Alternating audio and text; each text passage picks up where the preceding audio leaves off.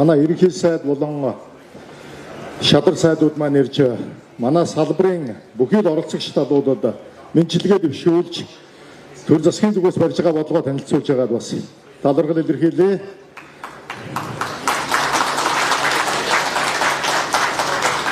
Бидний эх орон түүхт хаадын үлгий болсон энэ эх оронд маань итгэж хөрөнгө оруулж хамтарч ажиллаж олон бэрхшээлийг хамтдаа туулж өдий хүртэл цуг байгаа мөн цаашдаа бидэнтэй хамтрахыг сонирхож Монгол оронд итгэж ирсэн нийт хөрөнгө оруулагчид, салбарын геологчид, уурхайчид нийт хамт олондоо энэ өдрийн мэнд хүргэе.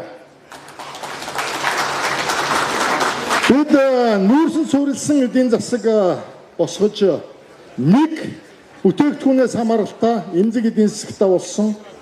Эннээсээ шалтгаалж олон төрлийн бэрхшээлийн дундуур одоо явж байна. Бидний хувьд дараачийн өөр уул уурхайн бүтээгдэхүүнүүд дээр тулгуурласан бодлого хийх зайлшгүй цаг ирчээд байна гэдгийг одоо мэргэжилтнүүд салбарын удирдлагын зүгээс бид дэвшүүлж байгаамаа. Монгол орны хувьд дэлхийн 2 дахь одоо түүхийн эдийн хамгийн том зах зээл болох зэсийн зах зээл бол дараачийн бидний анхаарлаа хандуулах гол салбар байх болно. Газрын ховор элемент болон бусад одоо элементүүд дээр бид бас төвлөрч ажлуудаа хийнэ. Ингээд салбарын зүгээс аж үйлдвэр эрх соёлын сайдын зүгээс засгийн газар улсын их хурлд оруулах гэж байгаа бодлого цаашдаа хийх ажлынхаа эрх зүйн орчны бодлогын өөрчлөлтүүд дээр төлөвлөж байгаа зүйлсээ та бүхэнд танилцуулъя. Нийт оролцогч талууд та бүхэн өргөн дэлгэрээр сонирхож бас саналаа өгнө гэдэгт итгэлтэй байна. Иргэд олон нийт аж ахуйн нэгжүүд төр засгуудын тэгш балансыг бид нар барих энэ бодлого хэрэгжүүлнэ. Төр засаг хит их давуу байдалтай болоод ирвэл хөрөнгө оруулагчид байхгүй болдог. Ард иргэдэд хүртэх хүртээмж багасж ирдэг. Аж ахуй нэгжүүдэд хит их бодлого явуулж эхлүүл ард иргэдэд очих хувь хэмжээ буурдаг. Ард иргэдээ буруу мэдээллээр удирдах, буруу мэдээллээр чиглүүлж хитрхи попрох гэж ярьдаг да тий. Популизм явуулвал салбар өөрөө гацалтанд орж улс цаашаа хөгжих боломжгүй болдог. Энэ гурван оролцогч талын тэгш харилцаанд бидний дараачийн жилүүдэд хийх хууль эрх зүйн орчны өөрчлөлт явна. За дараагийн слайд. За Монгол орны эдийн засагт уулуурхайн салбар эзэлж байгаа тоо баримт та бүхэн жилийн жилд энэ слайдыг энэ нүрийг хардаг бах. Бараг өөрчлөгддөггүй. Шинэ бүтээгдэхүүн ч нэмэгддэггүй. Эдийн засагт эзэлж байгаа нөлөөлөл нь ч буурдаггүй. Өөр салбар руу бид нар яагаад шилжихгүй байгаа вэ? Үйлдвэрлэлийн салбар руу бид нар яагаад орохгүй байгаа вэ гэдэг бол бидний бодлогын алдаа гэж бид нар дүгнэх ёстой. Би энэ тоо баримтад салбарын сайдын хувьд бахархалтай ханддаг ч гэсэн энэ тоо баримт өөрчлөгдөх ёстой гэсэн ийм л одоо хатуу итгэл үнэмшилтэй байдаг. Нэг үгүй хэлэхэд энэ тоо баримтыг бид нар өөрчлөх ёстой маа. За дараач. Аж үйлдвэр эрх соёлын саяхыг аж үйлдвэр эрх соёлын салбарт үйлчилж байгаа нийт хууль эрх зүйн орчныг бид цогцоор нь өөрчилж түрүүнд дор чанд сайдын, ерөнхий сайдын, амар сайхан сайд нарын танилцуулсан бодлогын өөрчлөлтүүдийг зохицуулдаг хууль эрх зүйн орчнуудад бид нэр өөрчлөлт хийнэ. Монгол орн ганцаараа байгалийн баялагтай орн биш. Монголд л ганцхан зис, алт, төмөр, нүүрс байдаггүй. Бид байгалийн баялагын хангалттай, нөөцтэй, дэлхийд өрсөлдөх чадвартай, байгалийн баялагт суурилсан эдийн засагтай дэлхийн 80 гаруй оронтой өрсөлдөж байна. Монгол орны хувьд бид нэгдсэн бодлогоороо энэ 80 гаруй оронтой өрсөлдөж, тогтвортой, харилцан ашигтай эрх зүйн орчныг бүрдүүлж байж өрсөлдөөнд ялна. Тийм учраас бид дэлхийд өрсөлдөх хөрөнгө оруулалтын орчин гэдэг ийм концепцийг дэвшүүлж байгаа. 80 гаруй энэ орноос ямар нэг байдлаараа бид илүү ээж, ямар нэг байдлаараа хөрөнгө оруулагчдын сонирхлыг татчихж, хөрөнгө оруулалтыг татна, хайгуул судалгаагаа идэвхжүүлнэ. Хоёрдугаарт салбарын төрөлжит ба мөчлөг сүрсэн бодлого. Энэ бол бидний хоёр дахь зорилго. Төрөүний миний яриагаа эхэлсэн дан ганц нүүрсэн дээр суурилсан эдийн засгийн бүтцийг салбарын бодлогыг өөрчилнө. Өөрөөр хэлбэл бид зэсээ гаргаж ирнэ. Ураанаа гаргаж ирнэ. Газрын ховор элементээ гаргаж ирнэ. Энд бидний амнаатын татврын хайгуулын тусгай зөвшөөрөл олгох бодлогуудын өөрчлөлтүүд яригдана. Ашиг малгуулын тухай хуулийн нэмэлт өөрчлөлтийн асуудлыг бид нэр оруулж ирнэ. Өнгөрсөн жилүүдэд миний өмнөх засгийн газруудад ашиг малгуулын хуулийн шинжилсэн найруулгыг л их ярьдаг байсан. Би парламентын гишүүн хүн. Парламентаар хууль авч гарна гэдэг бол өөрөө их бэрхшээлтэй ажил.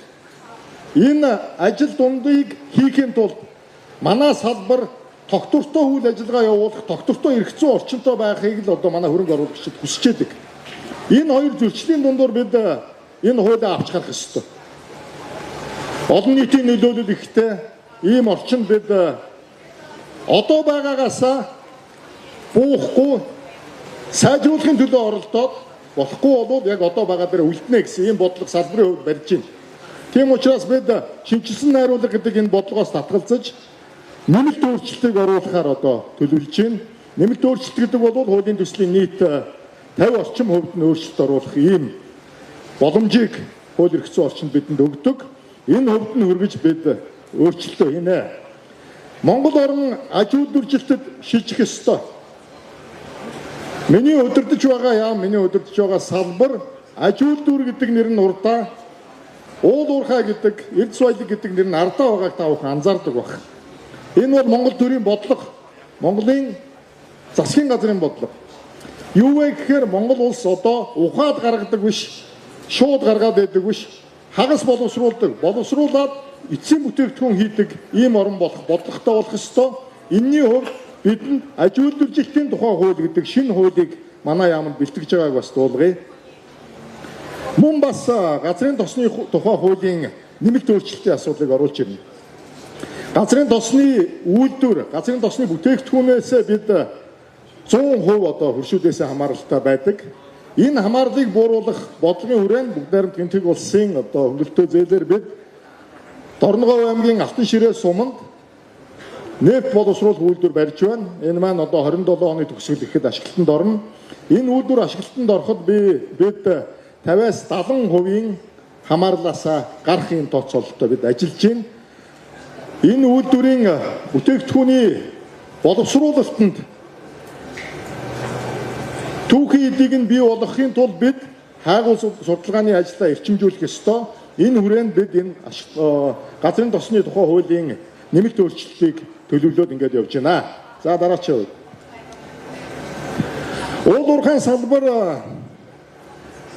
шин дүр төрх рүү шилжиж байгааг дэлхийд даяар ярьж байгаа.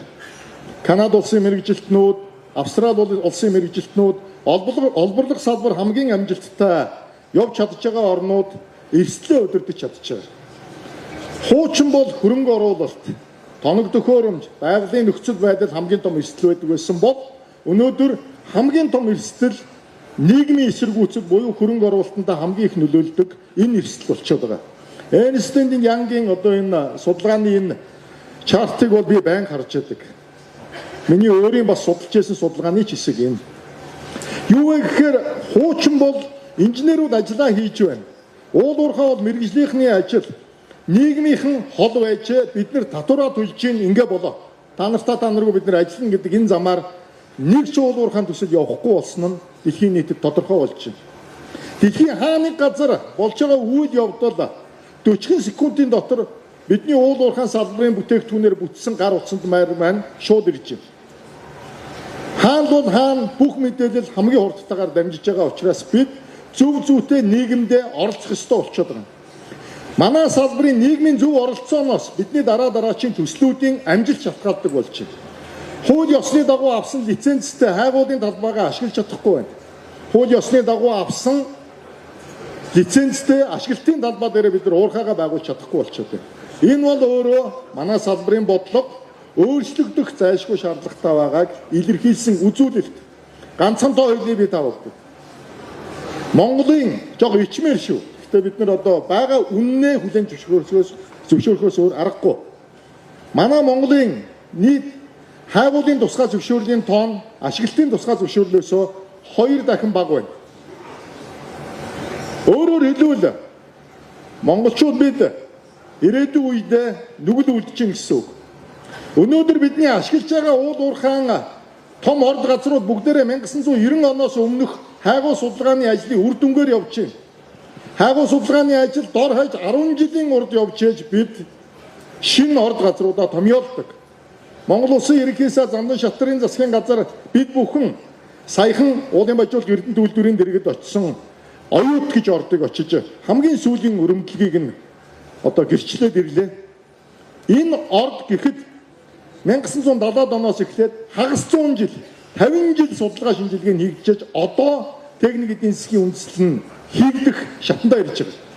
Энэ салбарт үйл ажиллагаа явуулдаг та бүхэн бол энийг ойлгож байгаа. Бүгд мэдж байгаа. Харамсалтай нь манай салбар нийгэм рүүгээ зөв оролцох, өөрийгөө таниулах, өөрийгөө хүлээн зөвшөөрүүлэх энэ чиглэл рүү ажиллах нь сул байна гэж одоо миний хувьд харж байна. Нийт уул уурхайн салбарын оролцогчид ялангуяа аж ахуй нэгжүүд та бүгдийг уул уурхай аж үйлдвэр эрдэс соёлын сайдын одоо энэ гаргаж байгаа уриалагт өргөн бүрэлдэхүүнтэйгээр нэгдэж хамтарч ажиллана гэдэгт бол итгэлтэй байгаагаа илэрхийлье. Баярлалаа. Дараачийн хууль эрх зүйн орчин зайлшгүй өөрчлөгдөх болж байгаа шалтгаан энэ дарагдж байна. Манай салбарыг зохицуулж байгаа 10 гол хууль байдаг. 10 гол хууль. Энэ 10 гол хууль бид дүн шинжилгээ хийхэд өөрчлөлт нь 100 нэмэлт нь 111 хүчингүй болсон нь 29 байна. За монголчуудад бэлгшээлтэй ард түмэндээ тэгээд хөв сайтыг хур бороо гэдгийг саяын та бүдгийн алга ташлалтанд байгаль дэлхий баярлаж байгаа шиг байна. Энэ олон өөрчлөлтийн дараа үр дүн нь манай салбарыг зохицуулж байгаа нийт хууль эрх зүйн орчин дотор давхардлан нь 267, зөрчлөн 150, хийдлэн 150 одоо ийм зүйл заалтууд дээр гарч ирсэн байгаа юм. Тийм учраас манай салбарын үйл ажиллагаа гацалттай, уялдаагүй, үл ойлгогдох тодорхой бос байгаа. За цаашаа. Ашиг нөхөдийн хуулийн нэмэлт өөрчлөлтийн үндсэн концепцийг маш товчхоноор би энэ та бүдэд харуулж байна. Хайгуудын тусгай зөвшөөрөл авахд хялбар тусгай зөвшөөрөл аваад хайгууд хийхгүй хадгалахад үнэтэй болгоно. Хүссэн болгон авч болно. Хүссэн болгон авч болно. Яг л Канада шиг, яг л Австрали шиг. Гэхдээ амлалт өгнө. Гэрээ хайгуудынхаа мэдээллийг ил болгоно. Ил болгохгүй байгаа хайгуудаа амлсан ёсоор хийгээгүй байгаа бол төлбөр чинь хамгийн өндөр дэше өснө. Чи хадгалж болно. Гэхдээ энэ бол үнэтэй шүү. Харин хайгуудаа хийж чадаад хайдангаа өгөөд нийтэд нэртэй болгож чадвал чамаас авах төлбөрөөс хөнгөж өгнө. Өөрөөр хэлбэл бид газрын хэвлийн баялагийнхаа хэмжээг олон улсын стандартын дагуу нийтээрээ мэддэг болж хайгуу судалгааны ажлаа эрчимжүүлнэ гэсэн энэ санааг илэрхийлж байгаа. Хоёрдугаарт хайгуудын тусгай зөвшөөрлийн олголтод олон төрлийн аргачлалыг хэрэглэнэ. Одоо ганцхан тендер байгаа. Өрсөлдүүлдэг, үнээр өрсөлддөг. Одоо манай Монголын уул уурхайн хайгуудын лиценз олголт бол тусгай зөвшөөрөл олголт бол хамгийн өндөр дүнгээрээ гол асуудал шийдэгдэж байгаа.